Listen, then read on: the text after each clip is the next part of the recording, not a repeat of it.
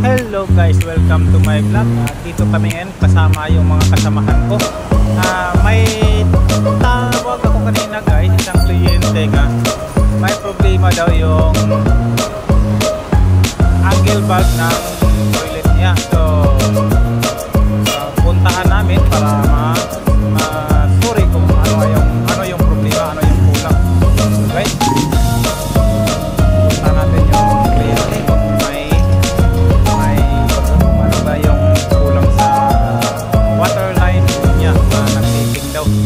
So, hurry up.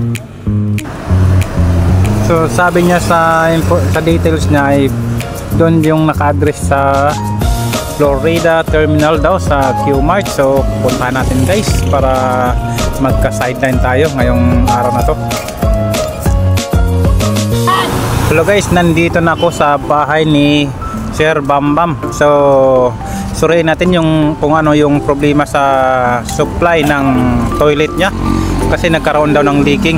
So yung mga kasama ko guys nasa labas lang kasi may aso. Sabi ng Sir Bambam nga may aso daw. So baka makagat yung mga kasamaan. So iniiwan ko lang sa labas. So ngayon ako lang muna ang pumasok. Ayun guys, totoo nga nagkaroon ng leaking. Ang lakas-lakas ng leaking guys. So napalitan ko na guys yung tubo nga ito yung dahilan kung bakit nagkaroon ng leaking. Kasi bulok na po ito. Bang nandito pa ako guys, sisikapin natin nga masuri itong gamot itong problema ni Sir Bambam.